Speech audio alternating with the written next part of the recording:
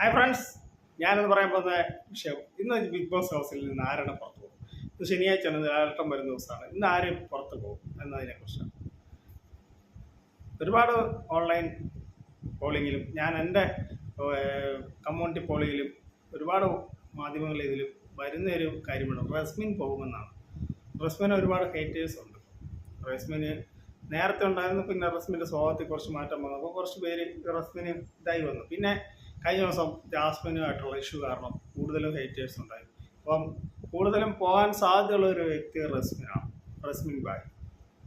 അപ്പോൾ അവരാണോ പോകുന്നത് അതോ വേറെ ആരെങ്കിലും ആണോ പോകുന്നത്, നിങ്ങളൊന്ന് കമൻറ്റ് ചെയ്യുക. അപ്സരയോ ശ്രീതുവോ അവരാരെങ്കിലും ആണോ പോകുന്നതെന്നോ നിങ്ങൾ കമൻറ്റ് അടിക്കുക. എൻ്റെ അഭിപ്രായമാണ് ഞാൻ പറഞ്ഞത്. അതിൽ പോകാൻ സാധ്യതയുള്ള മത്സരാർത്ഥി റസ്മിൻ ബായ്. ഈ ജാസ്മിനാണ് ഞാൻ വഴി അറിയാതെ പറ്റിപ്പോയ കേട്ടോ. ഈ ജാസ്മിൻ്റെ ഫാൻസ് തന്നിട്ട് എന്നെ പൊങ്കാലിടയിൽ. ജാസ്മിനൊക്കെ ഫൈനലിൽ വരുന്നൊരു വ്യക്തിയാണ്. ഇവർക്ക് എന്താ ഇത് ഇത്ര ഹേറ്റേഴ്സ് ഉണ്ടാകാൻ കാരണം ഇവരുടെ സംസാര രീതിയാണ്.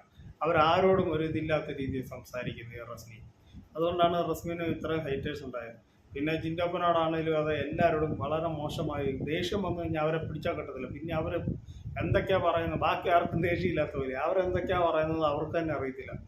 കൈ കിട്ടി ഉപദ്രവിക്കാൻ വരെ ഇതായിട്ടുള്ളൊരു കണ്ടസ്റ്റൻ്റാണ് റസ്മിൻ. ഒരുമാതിരി ദേഷ്യം വന്ന ഒരുമാതിരി പ്രാന്തന്മാർ കാണിക്കുന്ന പോലെ ഒരു ആറ്റിറ്റ്യൂഡാണ് അവർ കാണിക്കുന്നത്. അവരെന്തൊക്കെയാണ് കാണിക്കുന്നത് നമുക്ക് തന്നെ വീഡിയോ നമ്മൾ കഴിഞ്ഞ പോലെ കണ്ടതാണ്. അത്രയും ഗസ്റ്റിൻ്റെ മുന്നിൽ വെച്ച് വരെയാണ് ജാസ്മിനുമായിട്ടുള്ള പ്രശ്നം ഉണ്ടായത്. അപ്പം റസ്മിൻ പോകും, ഇന്ന് റസ്മിൻ പോകും എന്ന് ഉറപ്പുള്ളവരൊന്ന് കമൻ്റ് ഇടുക. റസ്മിൻ പോകുമെന്ന് വിചാരിക്കുന്നവരൊന്ന് കമൻ്റ് ഇടുക. അപ്പം എൻ്റെ ഈ കൊച്ചു വീഡിയോകൾ അവസാനിക്കും. നിങ്ങൾക്ക് ഇഷ്ടമായെങ്കിൽ വീഡിയോ ലൈക്ക് ചെയ്യുക, ഷെയർ ചെയ്യേണ്ട, ചാനൽ സബ്സ്ക്രൈബ് ചെയ്യേക്ക്. Bye by.